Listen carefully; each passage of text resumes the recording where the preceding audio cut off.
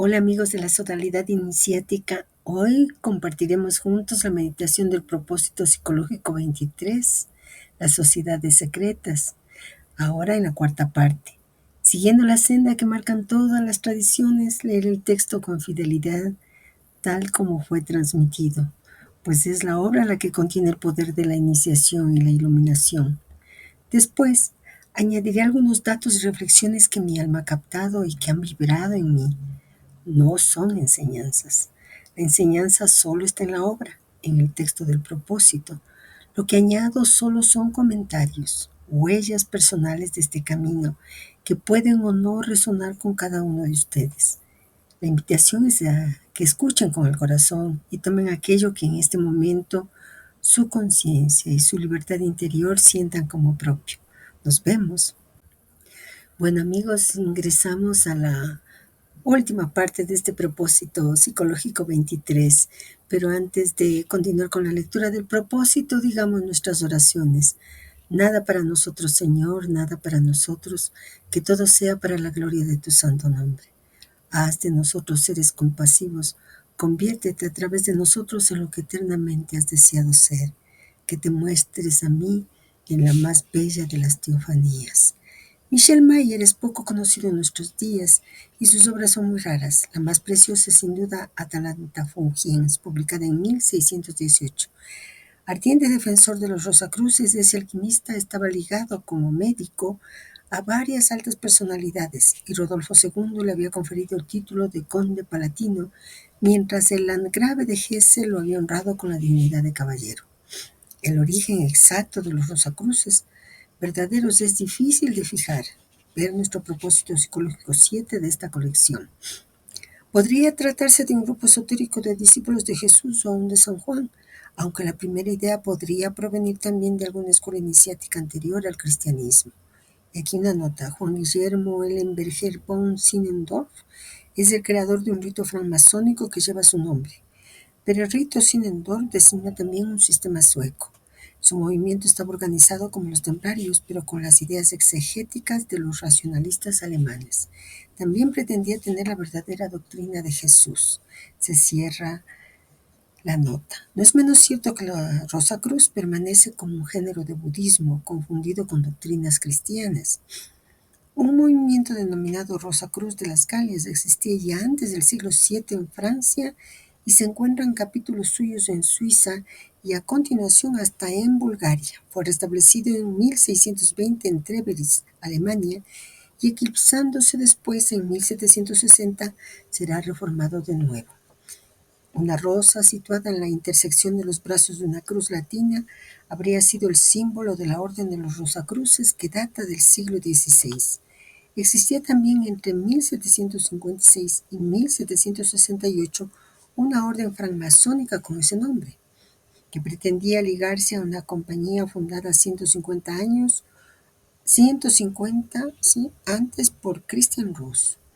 Se trata en realidad del nombre francés de aquel filósofo alemán Rosenkrantz, de quien se piensa, sobre todo, que sería un viajero imaginario, puesto que las obras son anónimas. Inventado probablemente por Juan Valentín Andreas, 1586-1654.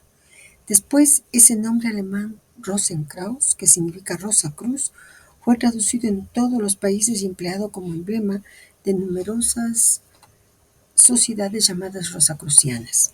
El viejo doctor Krumheller, quien vive aún en Heiligen, Alemania, era no solamente un gran maestro de la gran francmasonería en los diferentes ritos, sino también obispo de la Iglesia gnóstica, consagrado con ordenación primitiva y anglicana. Y después de haber pertenecido a la sección esotérica de la Sociedad Teosófica, fue el gran comendador de la fraternidad Rosa Cruz. También el doctor Rudolf Steiner formó parte de la Sociedad Teosófica.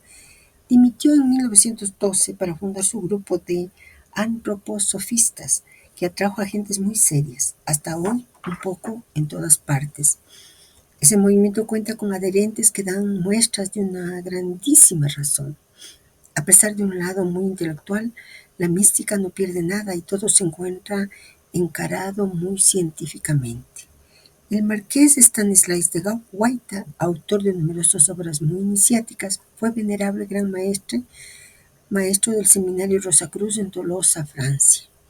El doctor en Gauss, Papus, Eliphas Levi y tantos otros ocultistas célebres fueron igualmente Rosacruces. Pero mientras que normalmente los verdaderos Rosacruces son hombres que han alcanzado un grado de iniciación auténtica y que se cuentan en un número muy limitado, pues no pasan en nuestros días más allá de la docena, las sociedades que reclaman tal título cuentan sus adherentes por millares y además la mayoría de dichas sociedades que con ese nombre son hoy una quincena están muy en boga en América.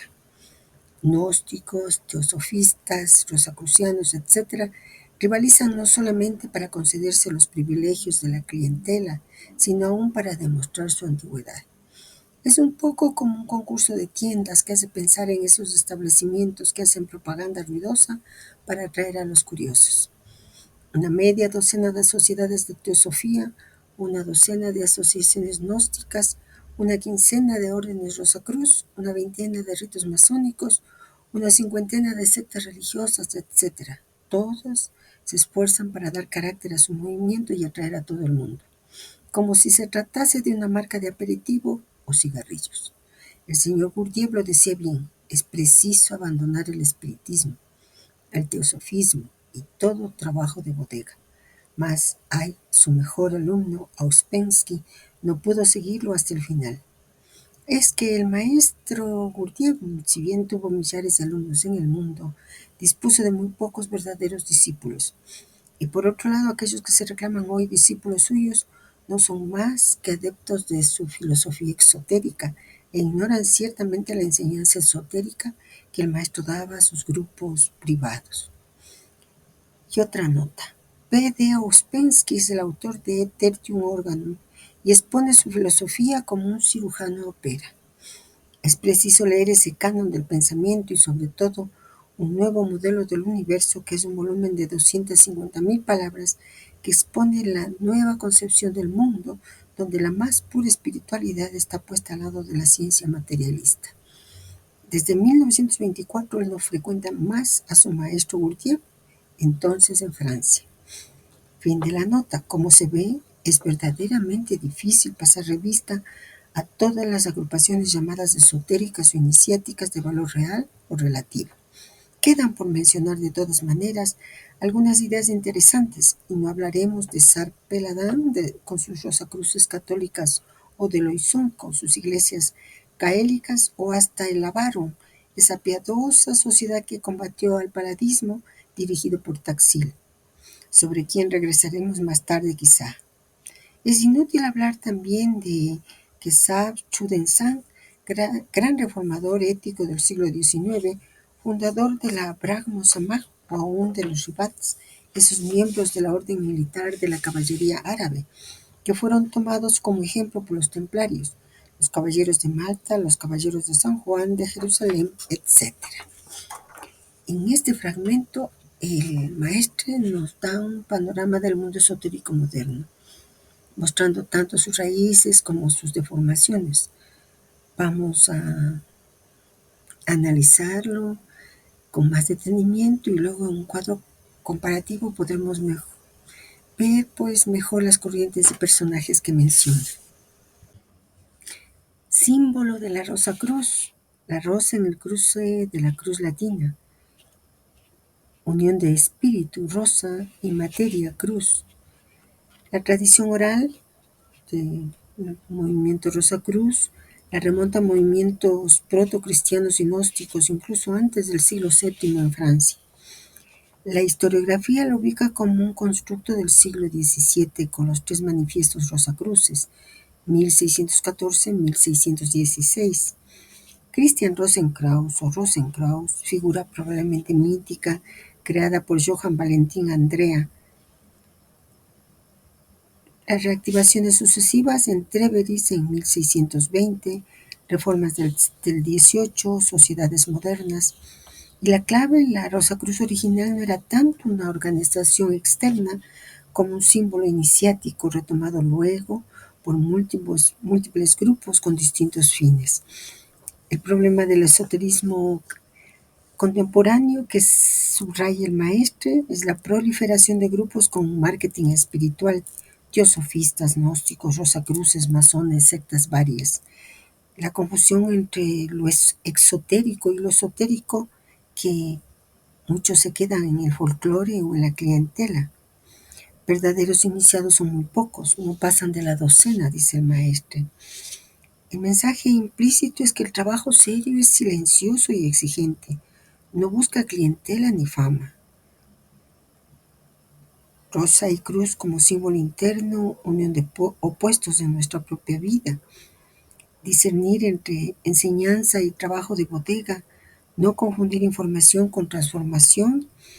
El verdadero trabajo es interior y exige disciplina, silencio, observación de sí, equilibrio macro y microcósmico. Estas últimas son como tres claves para nuestra meditación y nuestra realización. Mas también nos entrega un símbolo, rosa cruz, la rosa cruz. Y nos menciona Michelle Mayer que abordó el símbolo de la rosa cruz en varias de sus obras, pero una de las más destacadas es ese silencio después de los clamores en 1617. En este texto, Maya reflexiona sobre la orden y fraternidad de la Rosa Cruz, situando su origen en el Antiguo Egipto. Esta obra es especialmente significativa porque fue escrita en un momento de gran efervescencia Rosacruz en Europa, tras la publicación de los manifiestos, de esos tres manifiestos que habíamos visto en el propósito 7. ¿Qué hace especial la obra Silencio después de los clamores? Es una defensa de la autenticidad y profundidad espiritual de la Rosa Cruz.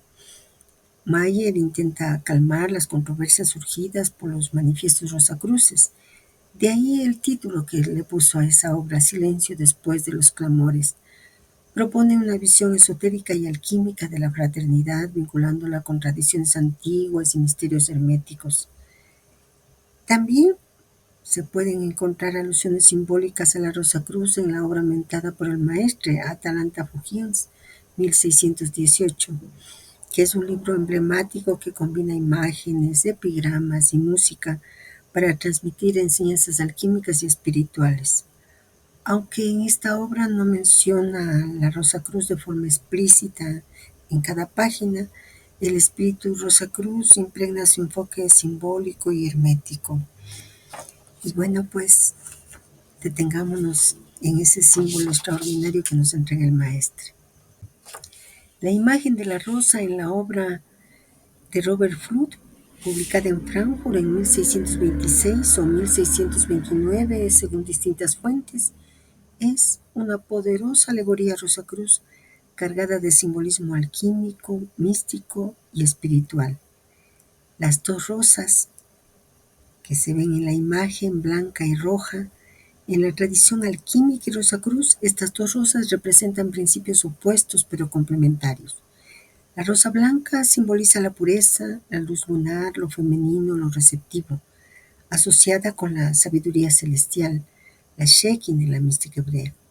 En alquimia puede representar la tintura lunar o el aspecto pasivo del proceso de transformación, de transmutación. La rosa roja representa el fuego, la energía solar, lo masculino, lo activo, asociada con la sangre del Cristo lápiz, el símbolo del alma transformada. En alquimia es la tintura solar, el principio activo que impulsa la transformación. Estas dos rosas aparecen en muchas obras esotéricas como símbolos del equilibrio entre opuestos, luna-sol, alma-cuerpo, espíritu-materia. En el contexto Rosacruz, la imagen de la rosa, especialmente la frase "la rosa da miel a las abejas", representa el centro espiritual del ser humano. Las abejas, los iniciados, buscan la miel, la sabiduría. En el corazón de la rosa, el alma iluminada. Robert Fludd, médico, alquimista y místico inglés, fue uno de los principales defensores del pensamiento Rosacruz. En Summum Bonum utiliza estas imágenes para expresar la idea de que el verdadero conocimiento espiritual se encuentra en el centro del ser y que el camino hacia él requiere equilibrio, purificación y trabajo interior. En el contexto en que el maestro lo cita, nosotros podemos ver que la rosa es símbolo de amor divino, sabiduría y transformación. Las abejas representan el trabajo diligente, la búsqueda espiritual y la sabiduría. La miel es el fruto dulce del esfuerzo espiritual, la recompensa del camino interior. Es una metáfora preciosa. El viaje hacia el centro de la rosa puede ser espinoso, pero el destino es dulce como la miel. La imagen de la Rosa Cruz en la obra de Robert Fludd no solo está impregnada de simbolismo alquímico, sino que también se entrelaza con múltiples tradiciones místicas que comparten la idea de una flor sagrada como símbolo de iluminación, transformación y unidad espiritual. Algunas conexiones ya fueron vistas en anteriores propósitos, sin embargo, en base a nuestro proceso y sobre todo en base a ese entrecruzar los ángulos, detengámonos en la concepción que tiene la alquimia occidental sobre estas dos rosas. La rosa blanca y roja son símbolos de la conjunción alquímica, unión del azufre activo masculino y el mercurio pasivo femenino. Esta unión produce el niño filosófico o la piedra filosofal.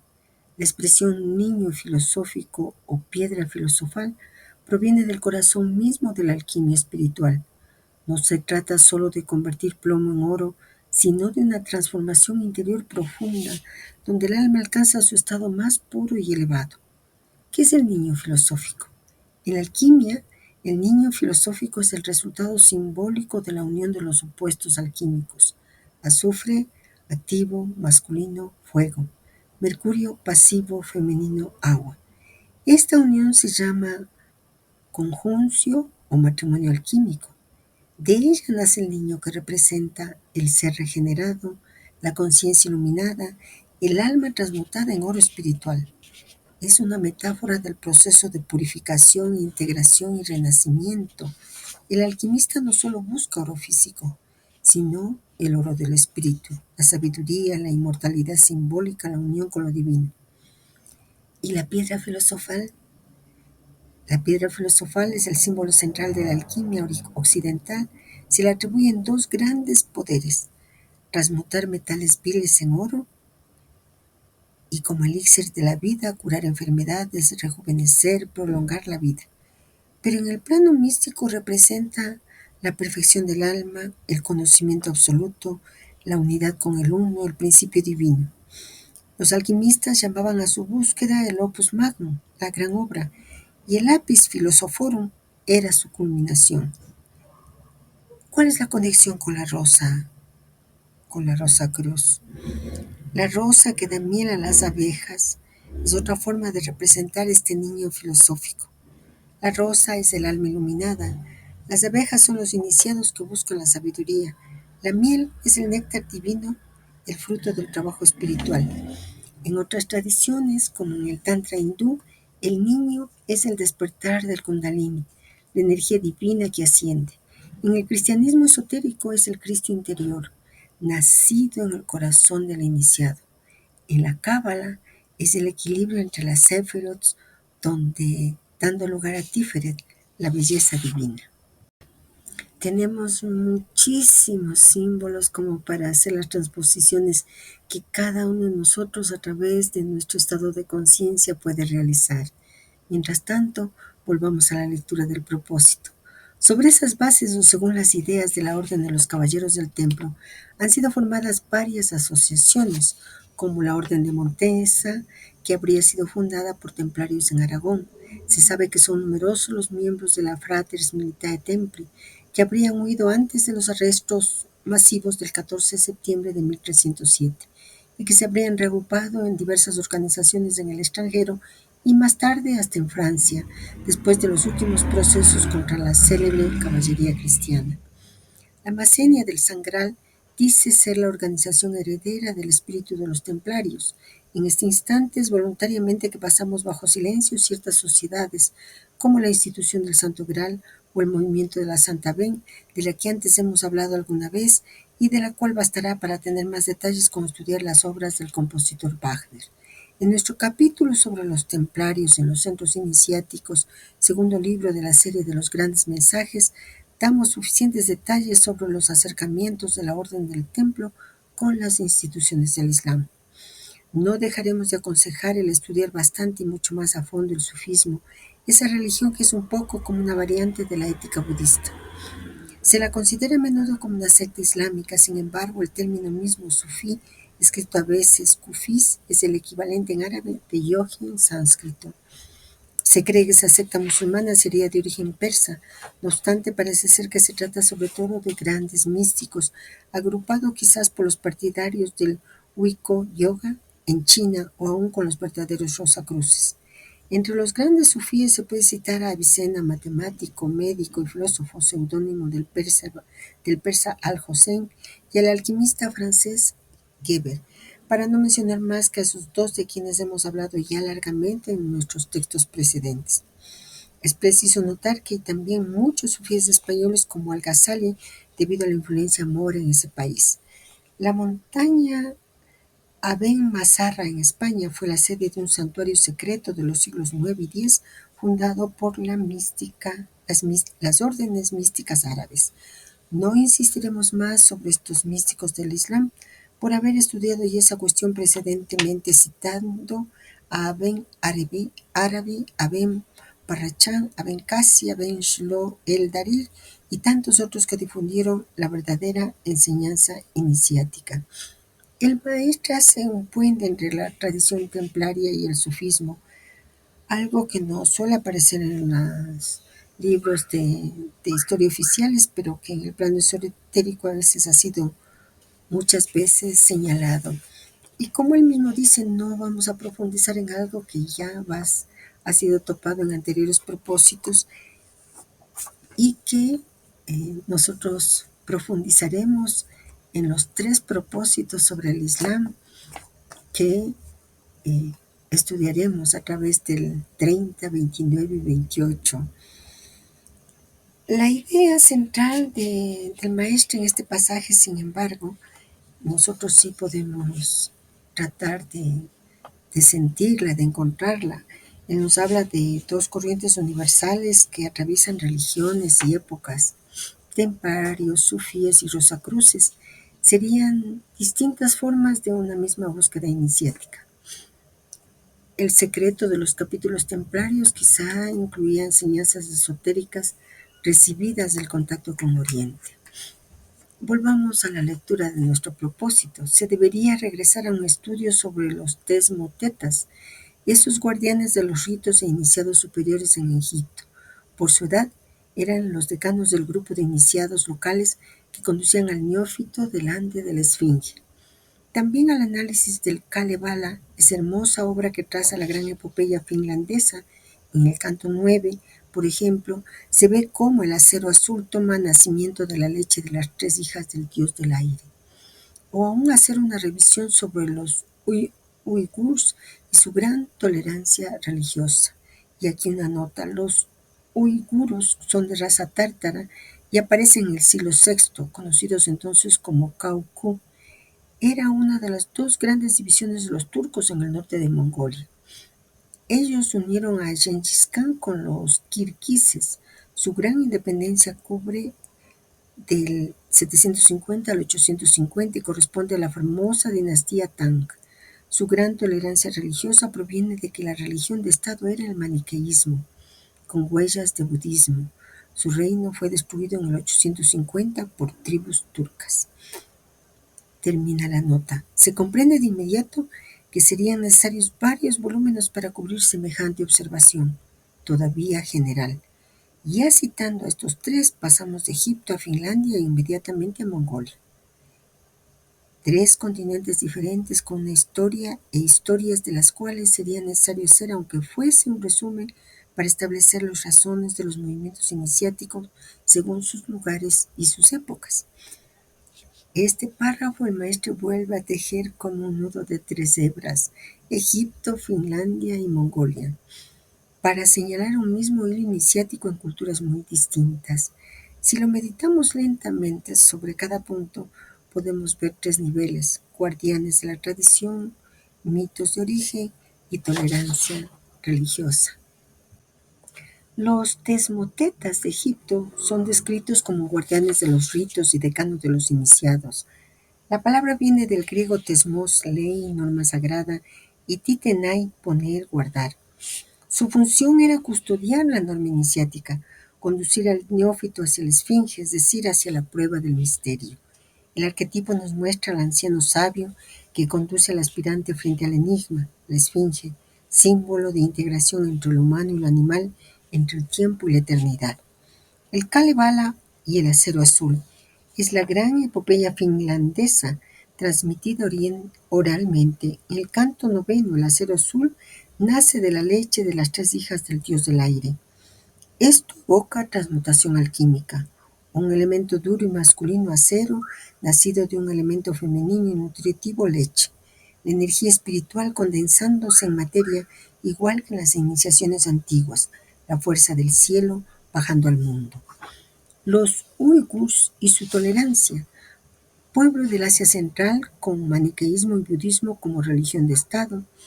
Su característica central, tolerancia y síntesis religiosa, una apertura que recuerda a los sufíes o a los rosacruces. El camino iniciático se muestra no como doctrina única, sino como capacidad de coexistencia y síntesis propia de sociedades en cruce de rutas. Bueno, la clave del párrafo que acabamos de leer es tres continentes y un mismo patrón. Egipto, sabiduría sacerdotal; Finlandia, mito épico; Mongolia, en Asia Central, síntesis religiosa.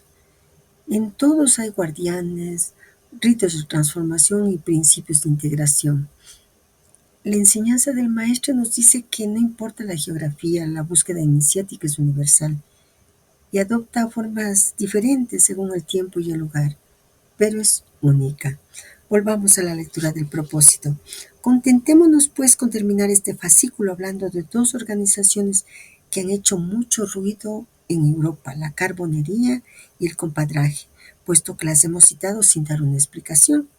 En Italia, los napolitanos habían fundado una asociación denominada la Carbonaria, que se preocupaba de desembarazar a Italia de los extranjeros y que estaba dirigida particularmente contra Austria.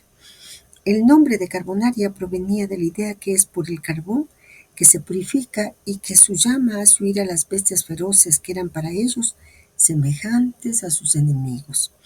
En Francia existía entonces la Compañía Franca de las Escuelas, filial de la Sociedad de Amigos de la Verdad, y ese grupo de jóvenes tenía por programa abatir al gobierno reaccionario de Luis XVIII.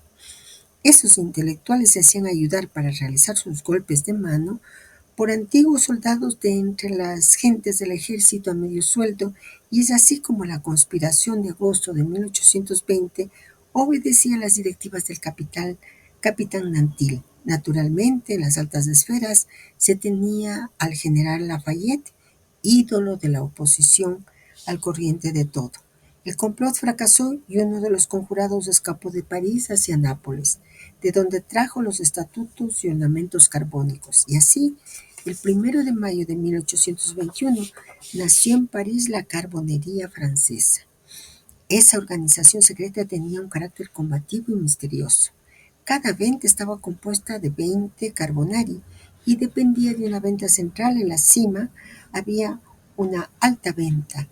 Todo recién elegido se comprometía a obedecerla y guardar el secreto hasta el mismo cadalso. Había evidentemente símbolos, palabras de paz, números místicos de los signos de reconocimiento y, en efecto, parecía anexa de la francmasonería con algo mucho más belicoso. Poco a poco la carbonería se extendió ampliamente y el carbonero se encontraba en todas partes, en los regimientos, las escuelas, la industria, la Cámara de Diputados, etc.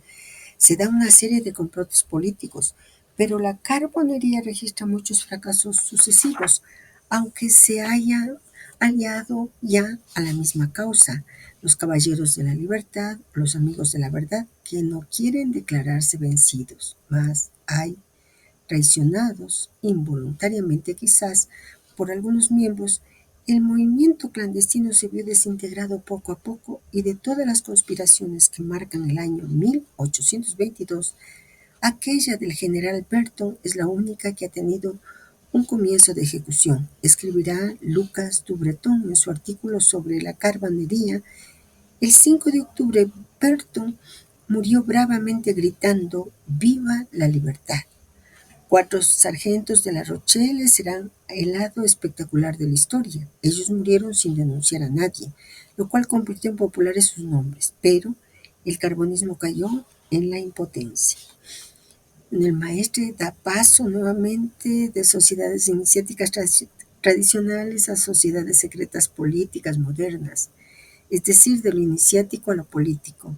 Nos habla de sociedades políticas modernas, carbonería y compadraje.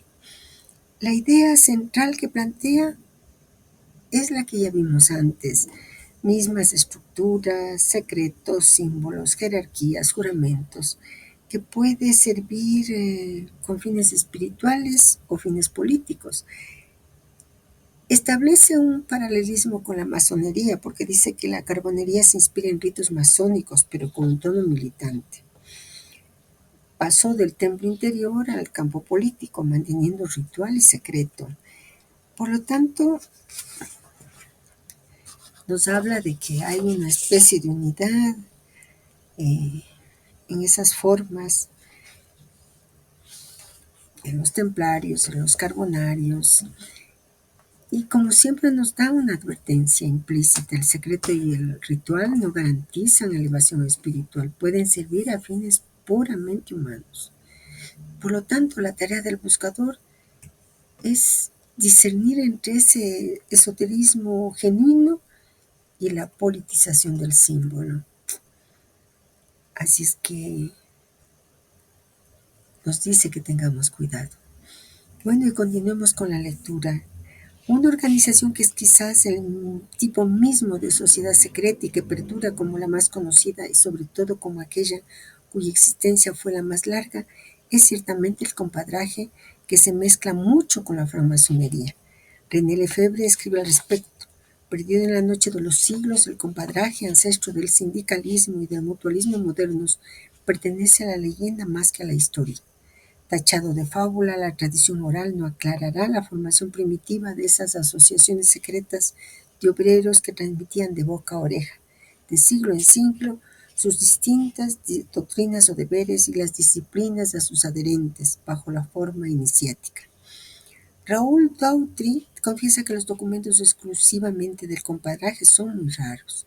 Hasta el siglo XIX, en las Cayenas, sedes regionales del compadraje, se prohibía la conservación de artículos.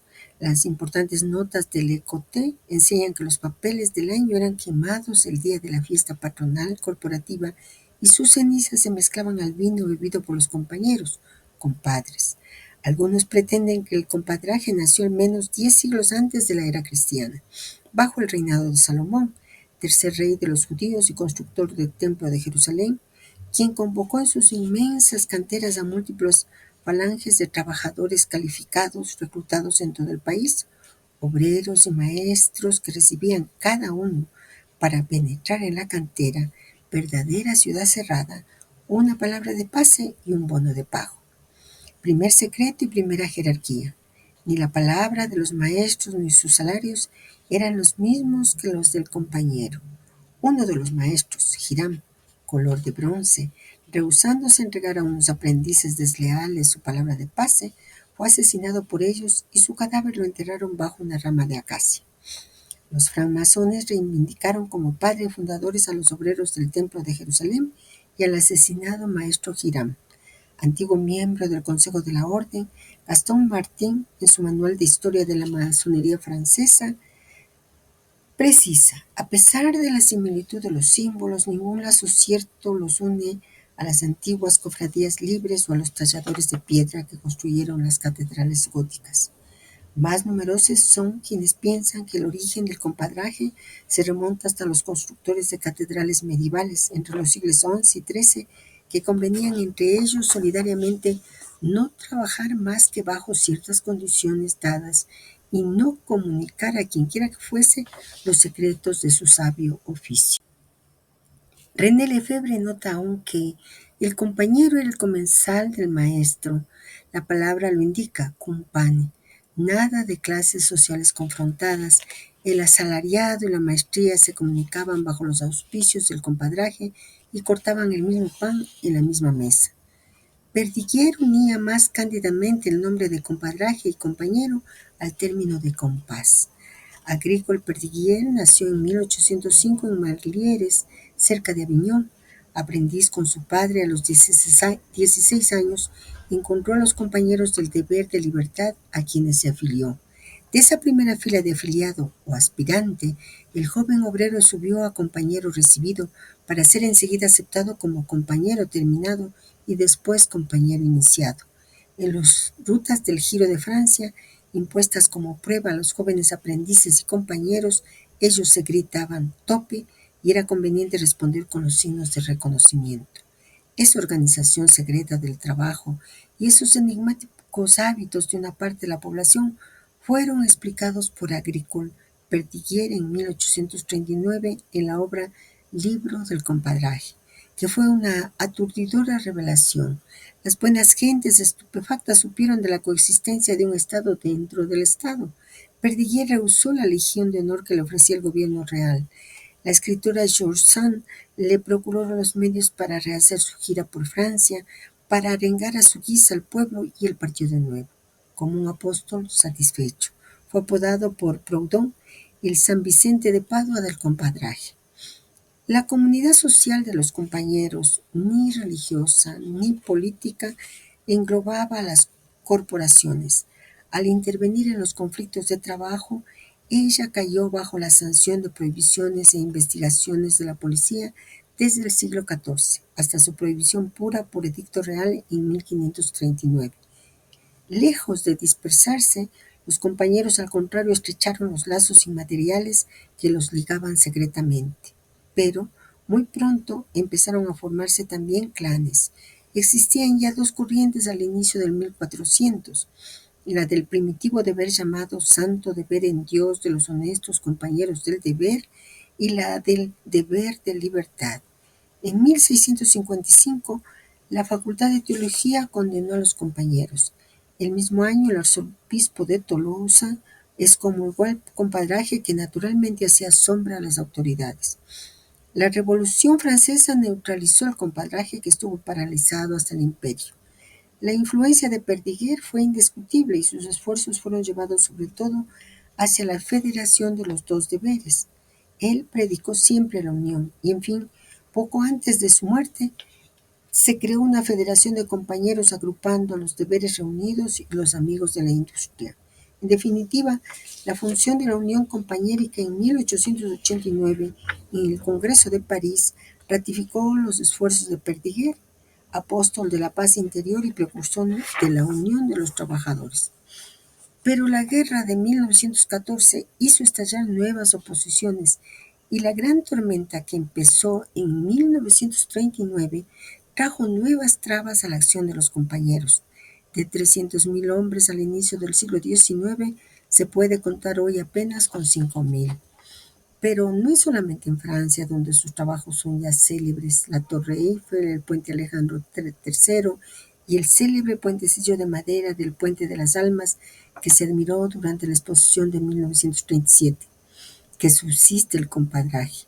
También son los compañeros quienes han construido La Paz, Montevideo, Buenos Aires y Santiago de Chile. Y para concluir, tracemos estas líneas de Raúl Dautry. Es que el compadraje no se limita a la enseñanza de un oficio, sino que forma los caracteres y las almas.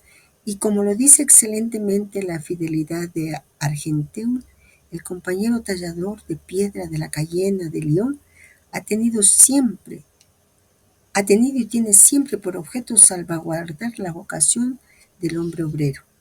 En ese sentido de constructor de hombres se presenta la francmasonería, y es eso lo que analizaremos en nuestro propósito psicológico siguiente. Este último bloque es muy significativo porque el maestro cierra el círculo. De los templarios y las sociedades iniciáticas medievales pasa al compadraje, que es una orden de obreros y casi el eslabón perdido entre la masonería operativa y la especulativa. Como él mismo dice, esta última parte nos da ese sentido de constructor de hombres, y es así como en el propósito psicológico 24, la francmasonería, nosotros podremos profundizar sobre esta escuela iniciática. Hemos terminado la meditación del propósito 23, las sociedades secretas, y realmente podemos sentir que el maestro nos ha transmitido conocimientos muy valiosos, secretos maravillosos que guían nuestro peregrinaje. Mientras tanto, pues, antes de iniciar nuestra meditación del propósito 24, logremos profundizar en todo lo que nos transmite en este propósito, las sociedades secretas. Nos vemos pronto, amigos míos.